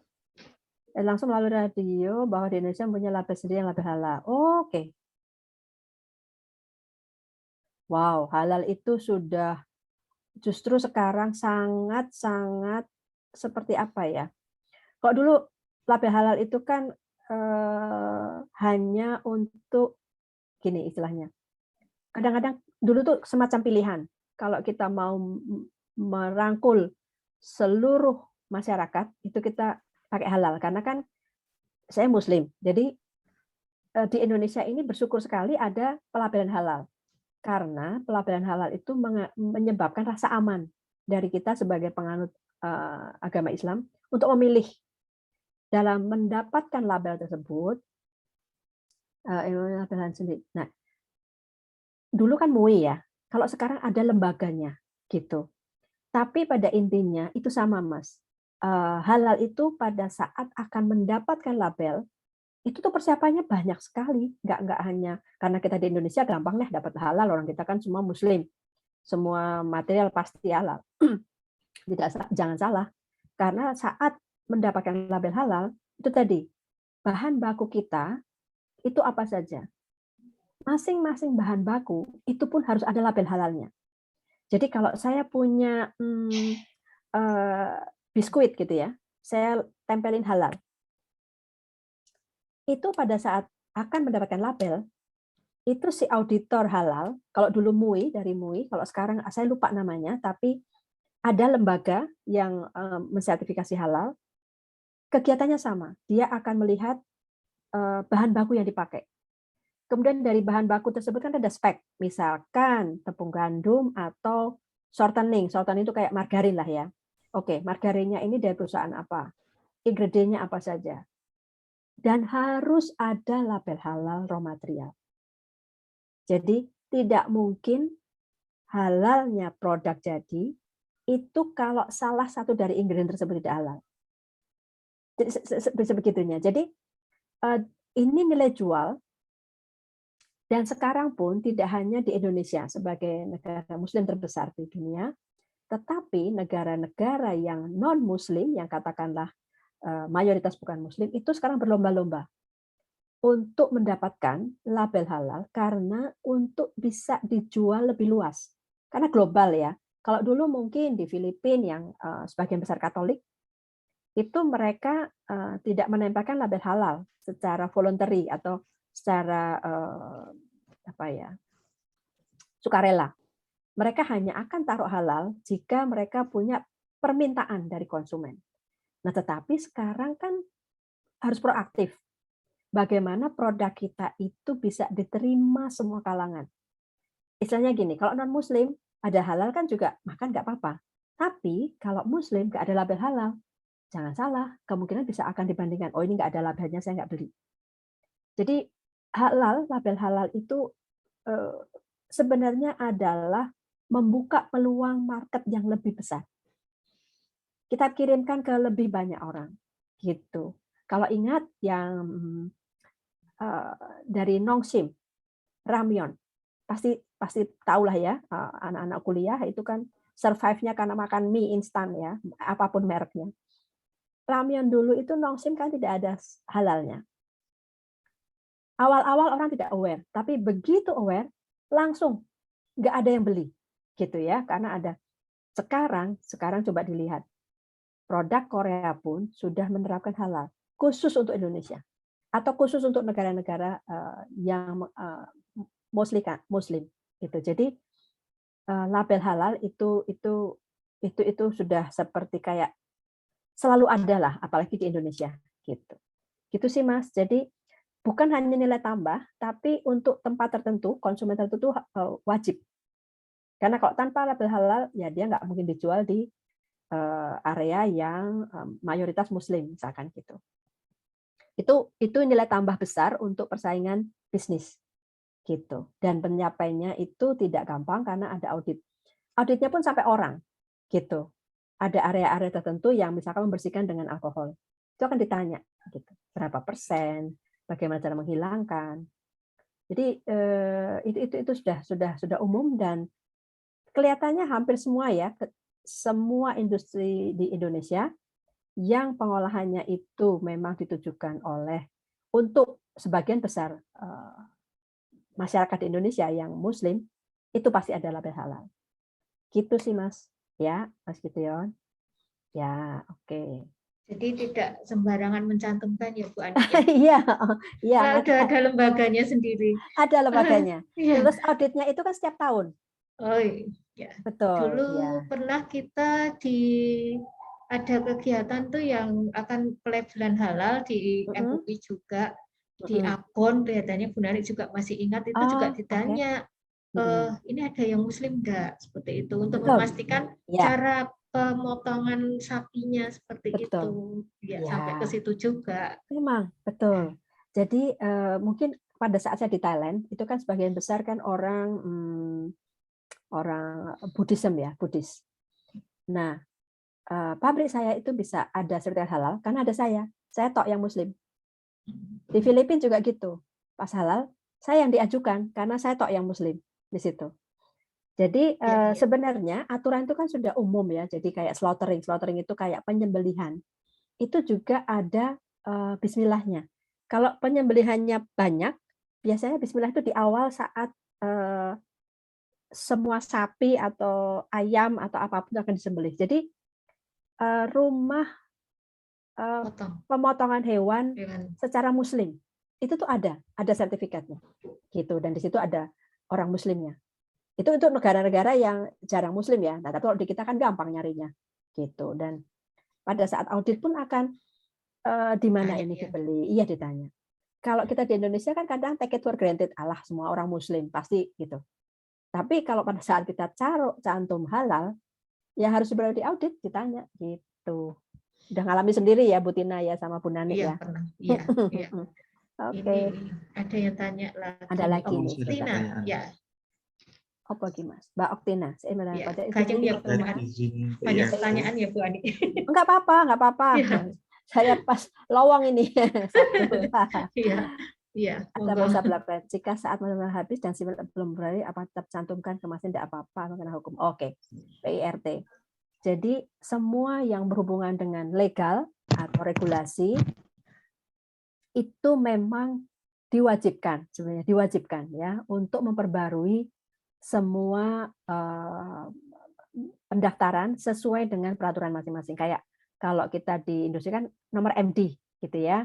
Nomor MD itu setahun sekali diperbaharui, kemudian mengirimkan hasil analisa produk tersebut. Jadi PRT juga kemungkinan besar sama. Nah, jika masa berlaku si pemilik memperbaharui, itu akan selalu ada risiko. Tetapi gini, punya izin PIRT itu sudah satu hal yang bagus. Artinya sudah ada yang meregulate atau ada yang mengatur gitu ya. Kalau habis, apakah diperbarui betul? Biasanya pemerintah itu juga tidak terus langsung ditangkap terus nggak berjualan, enggak. Karena kadang-kadang kalau saat kita produksi itu kan ada transisi. Transisi itu dalam artian oke, saya habisnya Desember nanti. Biasanya ada tenggang waktu bahwa si nomor tersebut itu masih dalam tahap pembaruan. Jadi ada istilahnya grace period lah. Saya kurang tahu persisnya PIRT, tetapi kalau nomor MD itu kan karena skopnya itu sudah industri, itu jauh sebelum itu habis, itu tuh selalu diperbaharui karena apa? Pada saat diaudit oleh BPOM, diaudit oleh government, itu kita selalu tunjukkan bahwa ini masih berlaku. Resikonya apa? Resikonya biasanya akan ada surat ini dulu, apa namanya? Surat peringatan dulu. Gitu. Kalau PIRT terus terang saya kurang tahu persis ya berapa lama transisinya atau apa sanksinya. Biasanya akan ada peringatan dulu, bukan artinya terus langsung dihukum, didenda dan sebagainya. Karena sebuah usaha yang sudah ada izinnya dan PIRT itu sebenarnya levelnya kan sudah lebih bagus dibanding tidak punya apa-apa.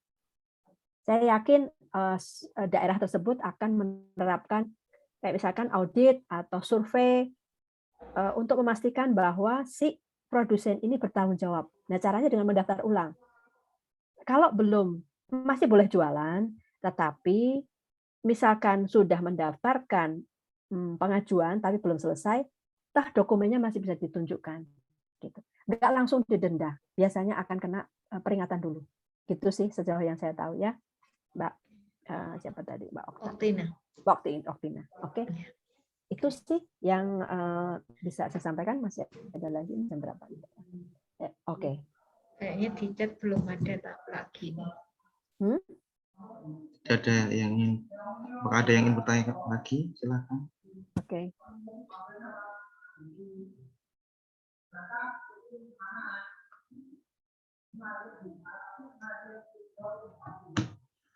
Ya, jika belum ada, Bu Nani mohon saran dan motivasinya lah buat mahasiswa mahasiswa baru saat ini supaya mungkin lebih bersemangat lagi untuk kuliah nanti untuk mencapai karir yang maksimal di dunia teknik pangan.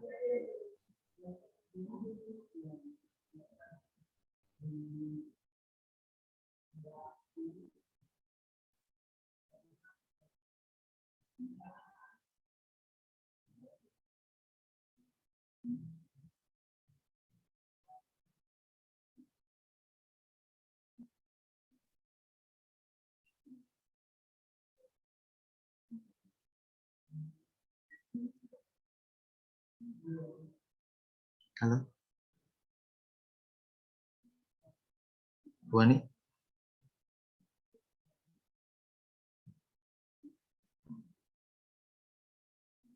Ya, mungkin sudah cukup banyak ya yang bisa disampaikan, karena kalau kita mungkin pengalaman aja kali ya. Jadi awal saya bekerja itu tidak langsung di perusahaan besar. Jadi saya merasa bahwa saya lulusan S1. Saya belum pernah bekerja. Jadi saya nggak terlalu punya apa ya istilahnya. Saya merasa tahu banyak. Justru kenapa saya mulai dari sesuatu yang kecil, karena saya ingin belajar sesuai dengan kemampuan saya. Karena apa? Kalau kita belum punya pengalaman sedikit pun langsung di perusahaan besar gitu,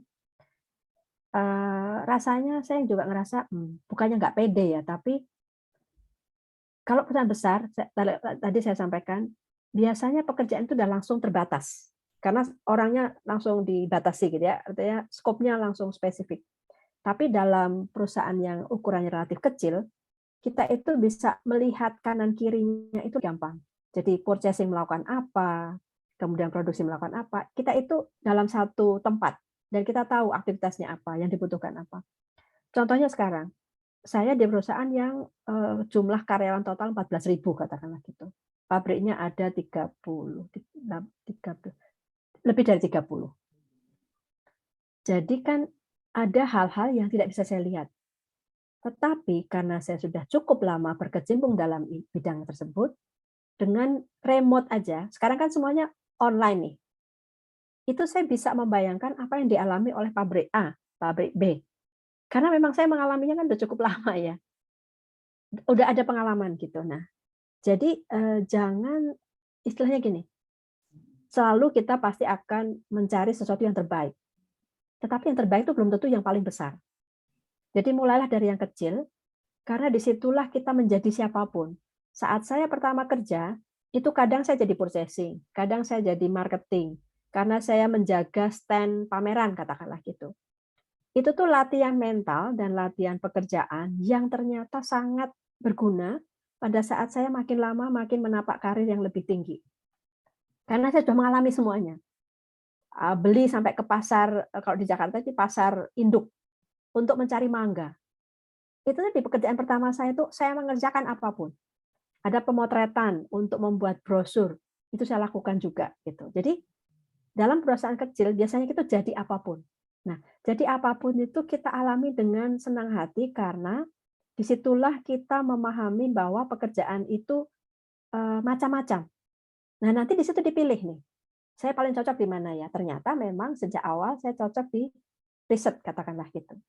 Bisa jadi kalau saya mengalami pemotretan, bikin brosur, model makanan, ternyata saya lebih suka ke situ, ya saya mungkin pengen ke marketing untuk membuat materi promosi dan sebagainya. Bayangkan kalau kita masuk langsung ke perusahaan besar, posisi-posisi tersebut itu pasti sudah ada. Dan kita nggak akan bisa masuk ke sana-sini seperti yang dilakukan oleh sebuah perusahaan yang relatif lu lagi gitu. Kita akan kepilih terus gitu karena memang orangnya cuma sedikit. Kurang lebih itu sih Mas Onit. Sekali lagi jangan membatasi diri karena karir yang ada sekarang itu terus terang untuk 15 tahun yang lalu tidak pernah saya bayangkan bahwa itu ada. Startup itu mungkin usaha kecil gitu ya, tapi kalau sekarang kan sudah ada lembaganya. Ada financial investment-nya, kemudian ada pelatihannya, ada kompetisinya. Dulu itu hampir nggak ada lah seperti itu. Ada bisnis online, ada menjadi YouTuber gitu, Instagramable, apa namanya itu selebgram. Saya punya ponakan yang dia tadinya mau jadi selebgram itu sampai saya itu belajarnya di mana ya gitu. Nggak ada. Nah, sekarang itu yang kita butuhkan untuk S1 itu adalah nilai dasar, cara berpikir logis. Sebenarnya itu. Jadi saat S1 saya yakin ilmu-ilmunya itu tidak komplit, belum komplit lah ya. Tetapi disitulah awal kita dituntut untuk bisa berpikir logis. Sangat, karena kita mandiri. Jadi kalau dosen kan sudah nggak kayak guru ya, mengingatkan setiap hari ketemu, enggak. Langsung dikasih tugas, membuat jurnal atau membuat report. Dan sekarang materi itu sangat gampang, tidak harus ke perpustakaan, langsung buka aja Google, site-site tertentu, jurnal, itu sangat mudah gitu. Nah, itulah yang seharusnya menjadikan pemicu rekan-rekan mahasiswa-mahasiswa baru untuk tidak tidak aktif lah. Saya nggak katakan malas di sini ya, karena ambillah opportunity tersebut, mumpung masih muda. Jarak umur kita udah berapa ya? Saya sudah separuh umur, tahun 93 saya keluar dari kuliah gitu dan bekerja. Dan saya masih senang sampai sekarang bekerja di bidang makanan. Nggak ada habisnya. Gitu sih. Sudah menjadi passion. Passion betul. Kalau kita lagi di pabrik gitu ya, saya pernah masuk ke pabrik yang membuat itu Genji pie, apa pie yang wah itu keluar dari oven itu rasanya kayak waduh enak banget lah.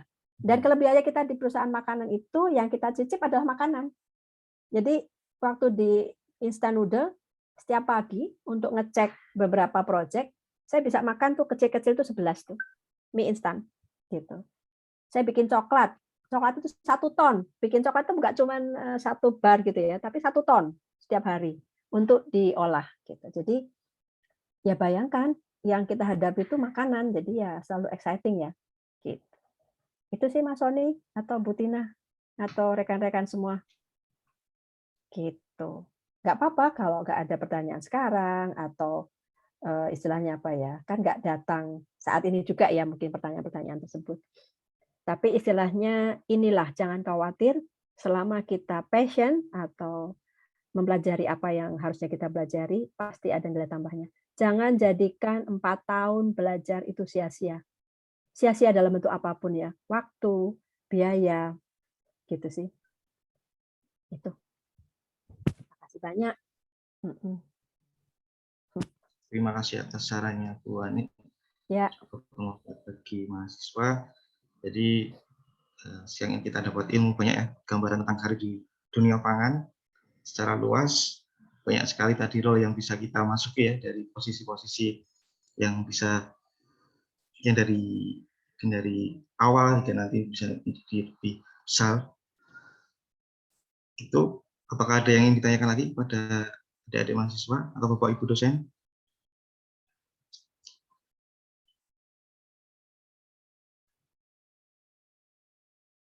Oh ya, tadi belum dokumentasinya, silahkan untuk peserta dan Bapak Ibu dosen bisa open kamera. Kita akan lakukan. Screen-nya dimatikan dulu Pak On. Oh ya. Dokumentasi terlebih dahulu berkaitan dengan case lecture yang keempat ini.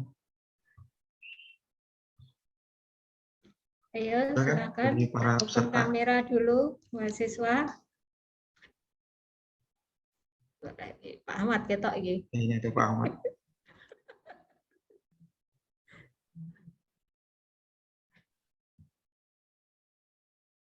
Iya, malu. Oh, ya malu.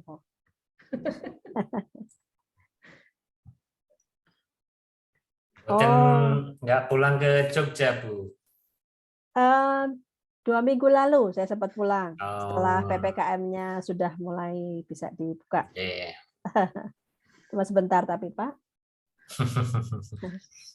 Monggo Pak One berpotret ria. Belum semua open kamera Bapak. Kita tunggu. Ini ada yang tidak diizinkan oleh admin tuh, tidak bisa kalau tidak diizinkan oleh admin. Sudah saya izinkan, Bu. Oh, sudah diizinkan. Ya. Oh, Deon, Bang. Mungkin ada yang masih belum pada mandi ini, jadi belum berani menampakkan diri. Wajar Pak di dunia saat ini Pak, dunia maya. Lanjut.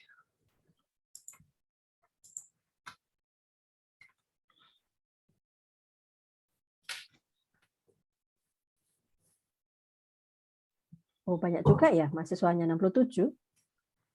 Tadi sempat sampai 90. 90-an, Pak Ani, sampai 90 tadi di awal. Ada 67 sekarang.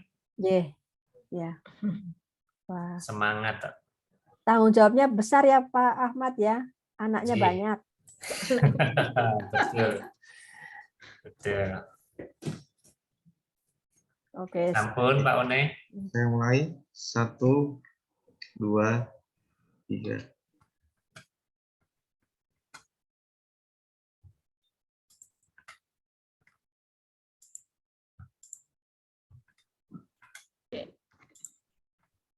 Sudah saya backup Pak One fotonya. Ya. Lagi 1, 2, 3.